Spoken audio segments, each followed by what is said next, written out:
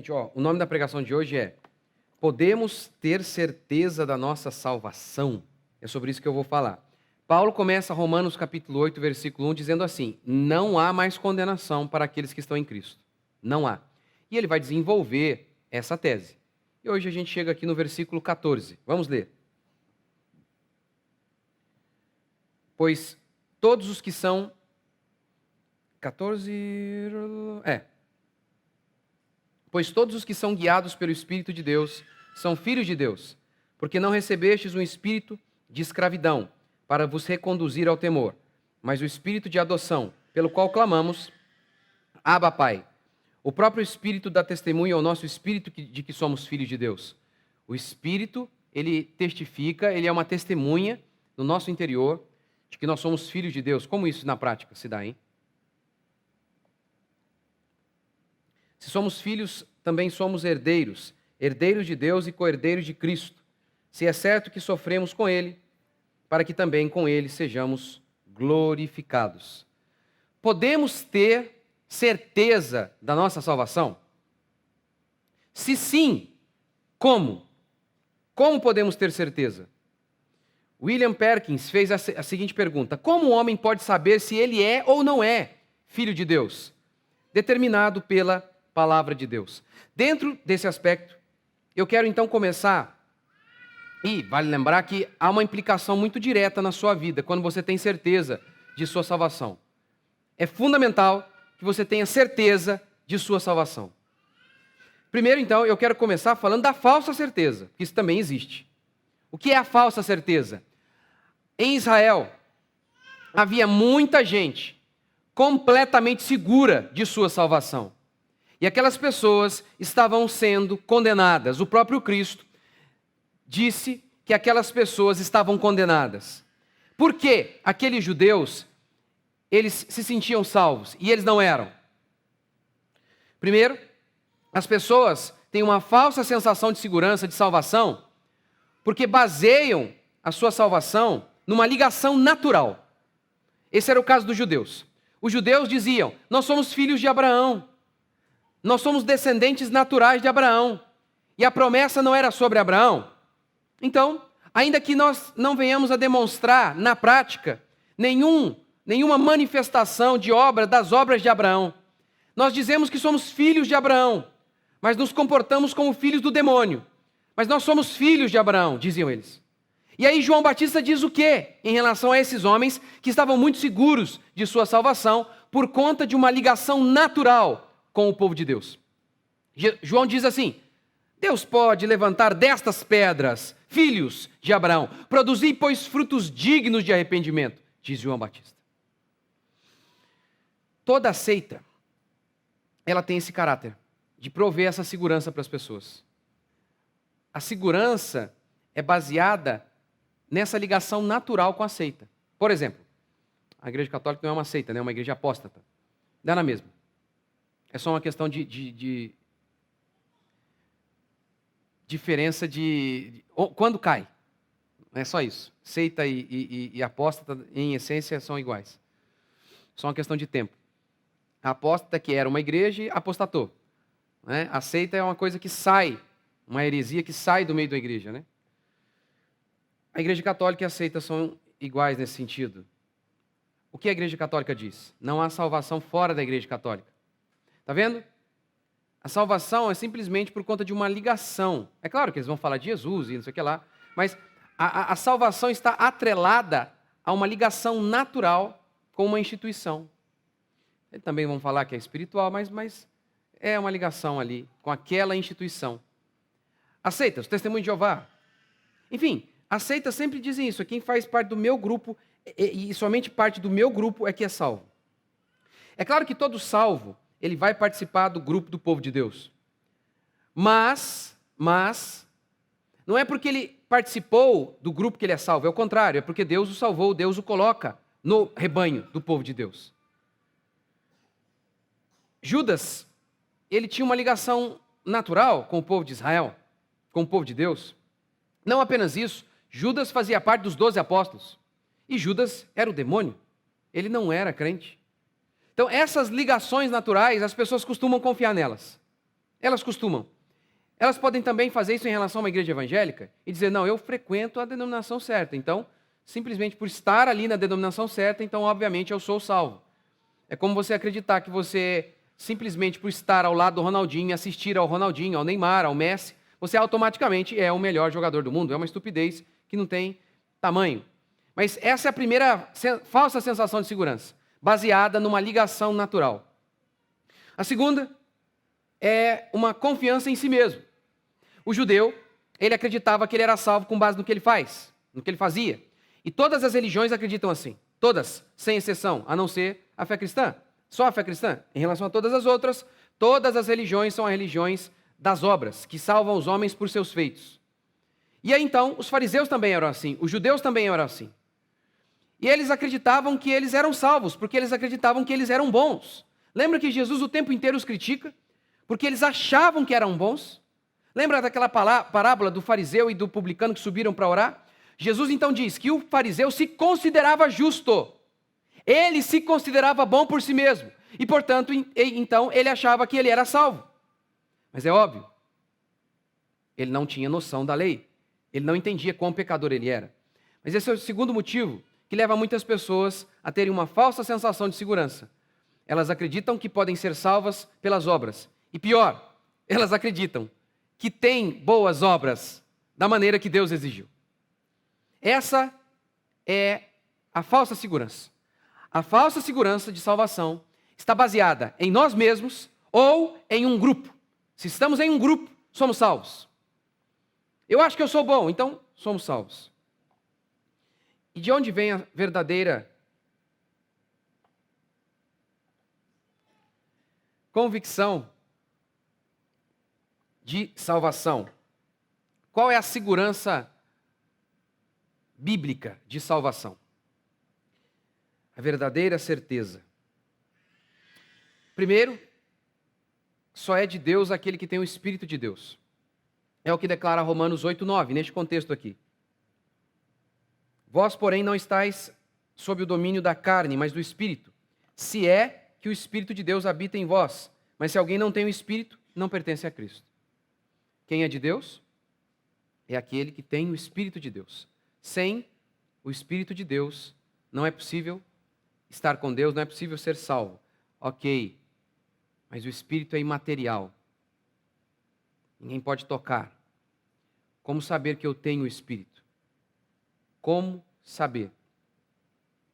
Primeiro, por meio de nossa confissão de fé. Silêncio retórico, de propósito. Sim.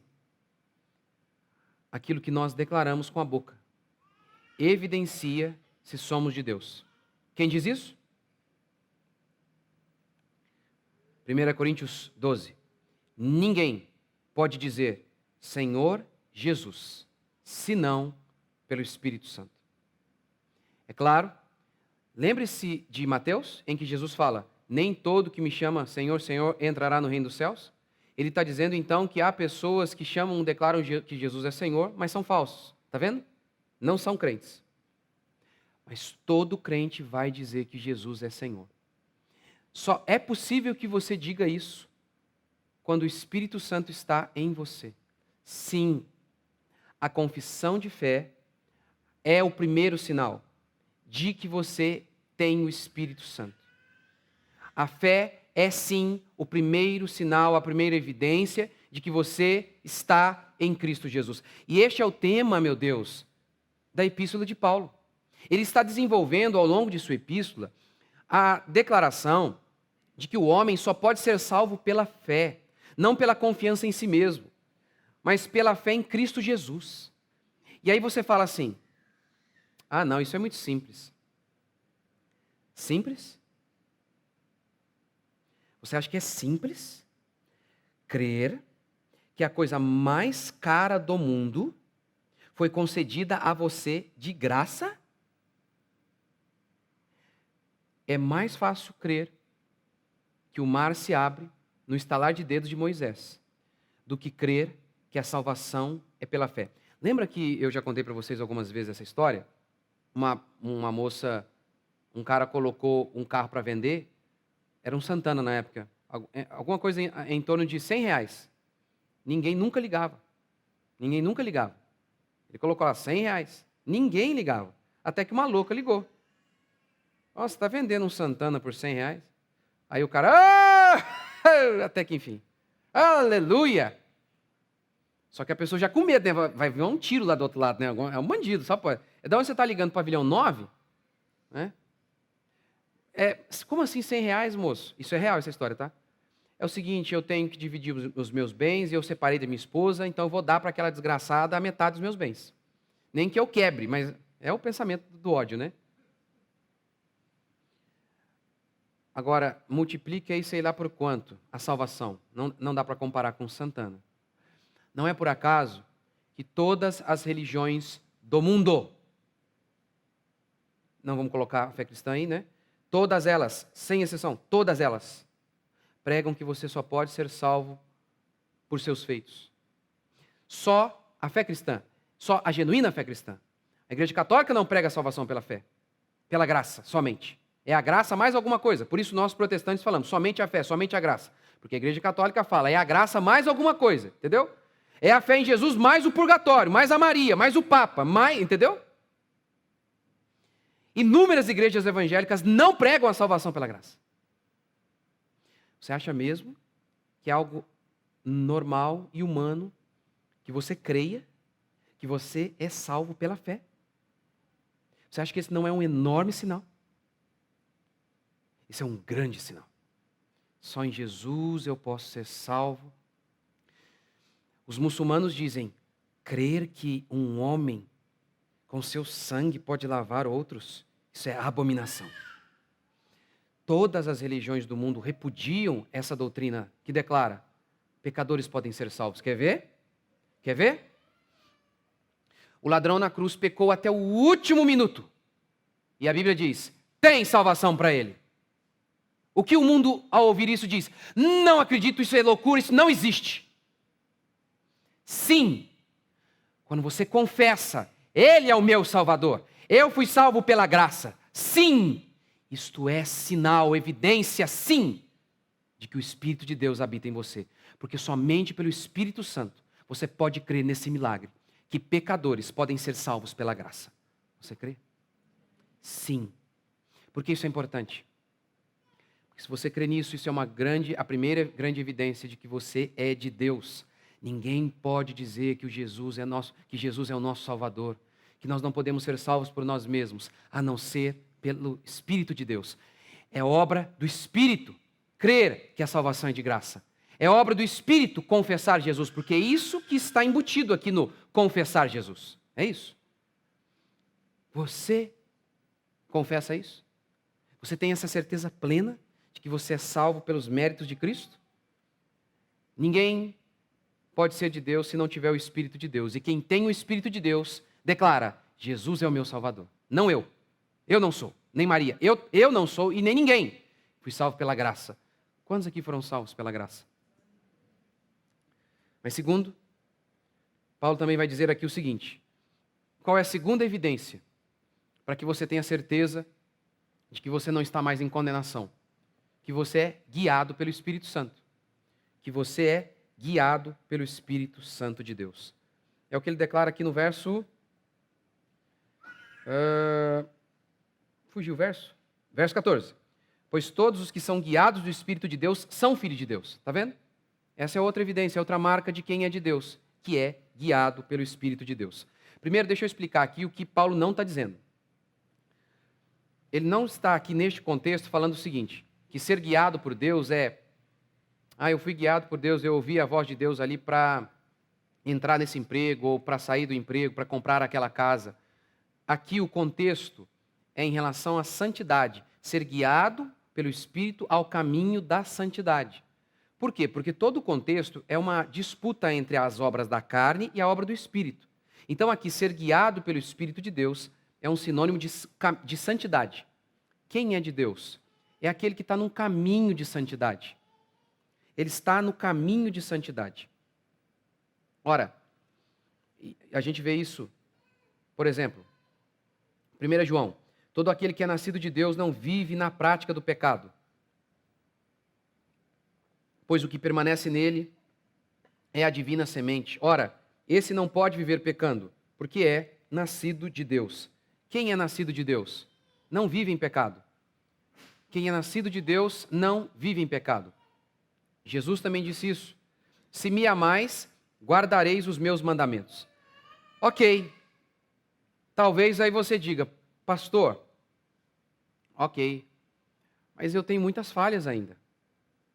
Eu tenho muitas e muitas falhas. Puxa vida, eu sou tão pecador. Se você já teve por algum momento, talvez essa dúvida foi uma das certezas de que você é um cristão, porque o cristão, ele, ao estar no caminho da justiça, ele tem o Espírito Santo de Deus o iluminando. E quando o Espírito Santo o ilumina, ele vê os seus pecados. Lembra que os fariseus, eles nunca viam que tinham pecados? Lembra disso? Então, estar no caminho da luz significa que você enxerga a si mesmo. Então, se ver como pecador e perceber, puxa, há muitas falhas em mim ainda. Pelo contrário, ao invés de você pensar que isso é uma evidência de que você não é de Deus, é uma evidência de que você é de Deus, porque os fariseus, apesar de ter uma trave atravessada no olho deles, nos olhos deles, eles não viam isso. Eles nunca enxergavam seus pecados. Jamais. Quem é guiado está no caminho da justiça. Estar no caminho da justiça é, em primeiro lugar, ter essa convicção de ser pecador. Ter essa convicção de ser falho. Isso é fundamental. Fundamental. Além disso, ser guiado pelo Espírito é estar no caminho da justiça. Esse caminho, muitas vezes, é um caminho lento. Às vezes é um caminho trôpego. Mas é um caminho para o lado correto. É um caminho da justiça. O andar do ímpio não é. É mais ou menos assim. Os guiados pelo Espírito estão neste caminho. Os guiados pela carne, e este é o oposto aqui, estão neste caminho. Estes aqui tropeçam muitas vezes, às vezes andam devagar, mas eles andam aqui. Estes aqui nem querem saber deste caminho. Nem querem. Quer ver? Você está no caminho e de repente você ouve a pregação, um assunto, e você é convencido. Você fala, puxa, faz sentido o texto, é bíblico, é correto. Isso faz sentido. O que acontece com esse cristão? Ele tem o Espírito de Deus e o Espírito o inclina à obediência. Ele então diz, amém, amém. Então não significa que durante um tempo, esse cristão, ele não possa estar cometendo algo errado. Isso acontece. Os cristãos, muitas vezes, não têm luz da palavra de Deus e podem estar pecando por ignorância. Mas tendo um coração de carne, como a Bíblia diz, que na nova aliança, o coração de pedra, duro, insensível, ele é trocado por um de carne. O de carne, ele é sensível. Esse homem, ele ouve a palavra de Deus e ele se submete a ela. Então, ele ouve e ele fala, amém, eu faço. O ímpio, não importa quão poderosos sejam os argumentos, não interessa. Ele nunca ouve. Lembra o que Paulo falou sobre os judeus? Há um véu que os impede de enxergar a Escritura? O cristão não. Se alguém tira o véu e diz, enxerga, olha o que a Bíblia diz. Ele diz, amém, eu enxerguei. Está aí, está ótimo. Eu faço. Eu creio, eu vou continuar. O ímpio não. Você pode abrir os olhos dele. Ele não enxerga, não quer enxergar. Os seus olhos foram furados por eles mesmos. Por eles mesmos. Portanto, a primeira evidência de que você é de Deus é a sua confissão. Você crê em Cristo e crê que somente Ele pode salvar, que você foi salvo pela graça. Segundo, você é guiado pelo Espírito Santo. E terceiro, Paulo vai dar a terceira evidência, terceiro testemunho de que somos de Deus. O próprio Espírito Santo. Terceiro, o Espírito testifica. Verso 16. O próprio Espírito dá testemunho ao nosso espírito. O Espírito de Deus dá testemunho ao nosso espírito. O que é isso? Esse é um texto talvez um pouco mais difícil, mas a interpretação que eu acredito mais provável é uma convicção interior que nós temos, que brota do próprio Deus. É uma certeza, uma convicção espiritual, miraculosa mesmo. Mas pastor, isso aí não pode flertar com o misticismo? Não, porque Paulo diz que o Espírito de Deus testifica no nosso espírito depois de dar essas duas outras evidências. O Espírito de Deus habita em nós, quando nós habitamos no Espírito, nós confessamos que Jesus é Deus. Segundo, quando nós somos guiados por Deus, nós temos convicção de que somos de Deus. Então, essa convicção interior, esse é um dom mesmo, um miraculoso, no nosso interior. Essa convicção, ela anda junto com a palavra de Deus, ela anda junto com os frutos que nós manifestamos.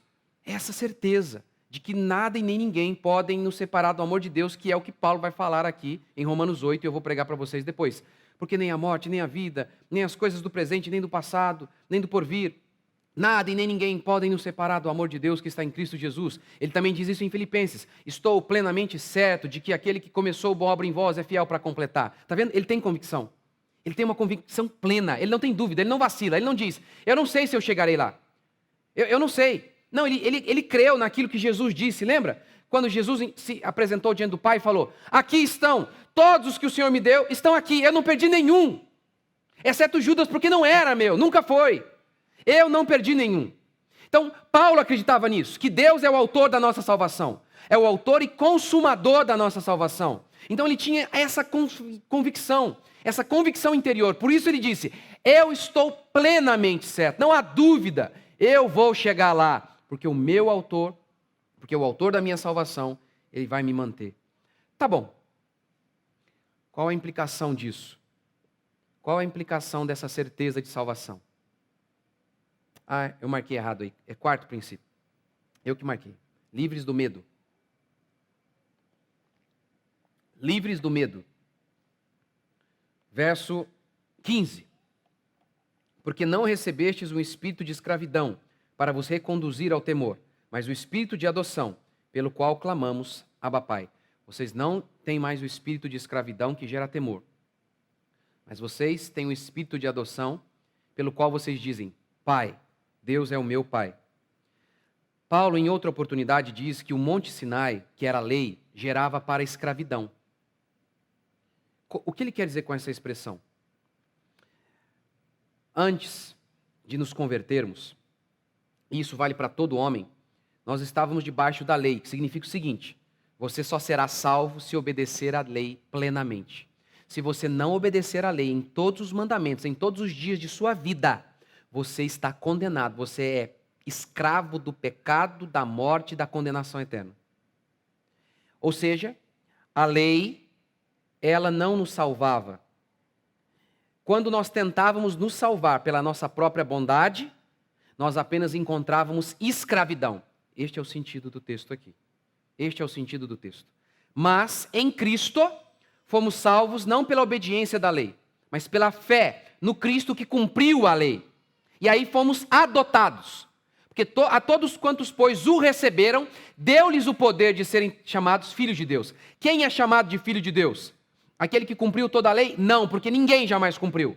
Quem é chamado filho de Deus? A todos quantos, pois, o receberam. Quem creu em Cristo é chamado de filho de Deus. Mas, quando nós estávamos lá no mundo, quando nós estávamos debaixo da lei, nós éramos criminosos.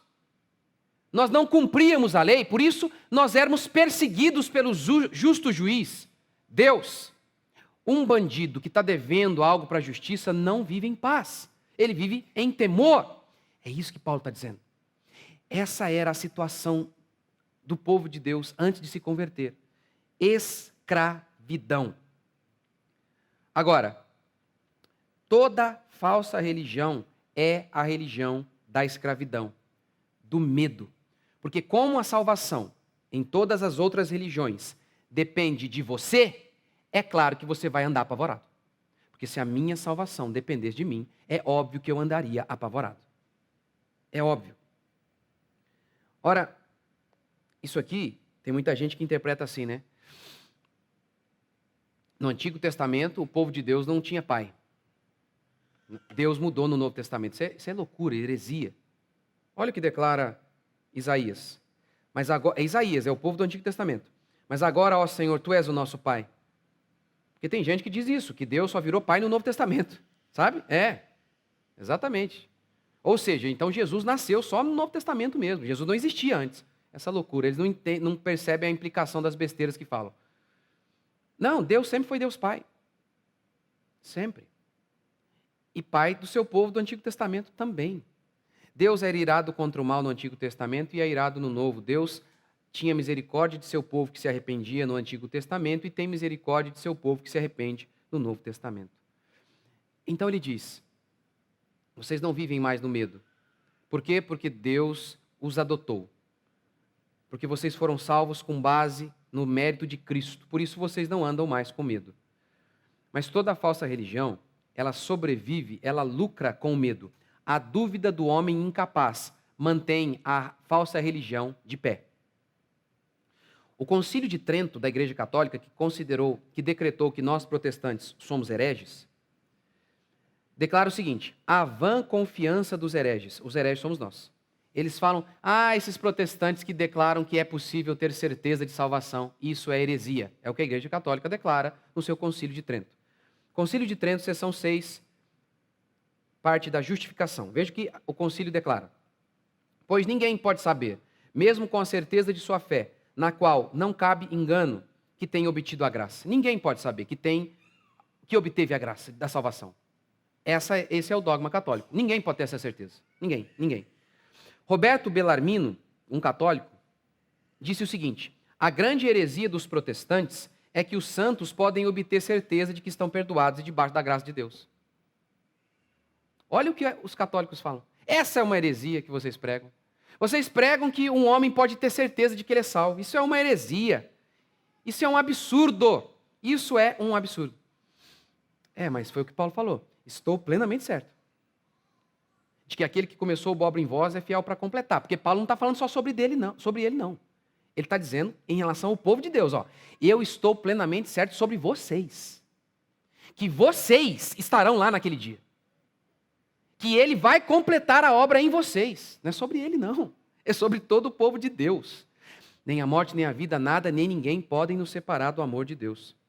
A Igreja Católica, obviamente, ela lucrava e lucra com o medo. Quando você morre, você não está salvo. Você está no purgatório. Você morre na dúvida. Se o seu pai, se um parente seu, não pagar a missa de sétimo dia para você, para te tirar de lá, você vai ficar no purgatório. Está vendo? Você está sempre dependendo de alguém. E no final é a da própria Igreja Católica, que cobra a taxa do serviço para tirar sua alma do purgatório. É assim que funciona. Ora.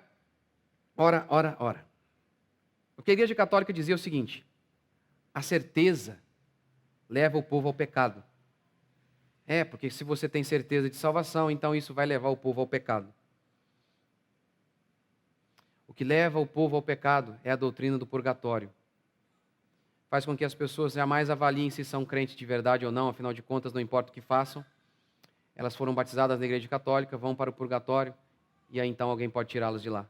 É a doutrina do purgatório que faz com que as pessoas não avaliem as suas próprias vidas. A doutrina da certeza da salvação não leva ao pecado. Não leva. Leva a outro lugar. Estou plenamente certo de que aquele que começou boa obra em vós há de completá-la até o dia de Cristo. Leva a Cristo. Leva a glória. Leva a paz. E assim eu encerro. Por que você acha que os cristãos, eles tinham força para enfrentar o Coliseu Romano, repleto de gente, vendo neles apenas entretenimento? Porque eles tinham tanta coragem para enfrentar a morte.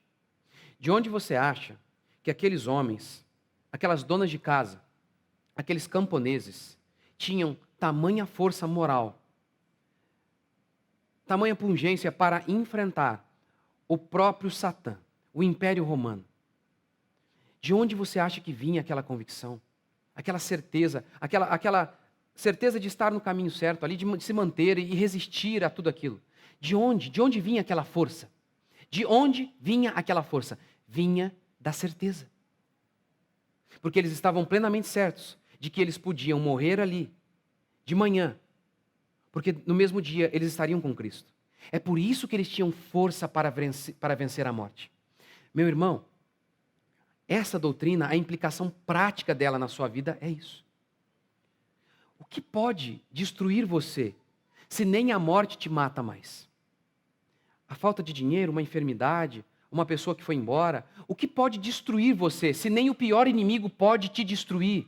Diga-me, se nem o inimigo mais terrível de todos, a morte, não pode te matar, o que pode vencer você? Essa é a implicação prática desta doutrina. Esta é paz, força para levantar de manhã e não importa a circunstância, saber: se demônios não podem me separar do amor de Deus, não será o desemprego que vai me separar. Se nem a morte nem a vida pode me separar do amor de Deus, não vai ser o meu marido que vai me separar. Se anjos, demônios e o Satã não podem me separar do amor de Deus, não será um político maligno que vai me separar do amor de Deus. Não importa o que aconteça, eu estou com Cristo, estarei hoje à noite, estarei por todo sempre. Esta certeza é que nos mantém de pé e nos dá paz para enfrentarmos este mundo recheado de dificuldades, desafios e de demônios. Vamos ficar de pé?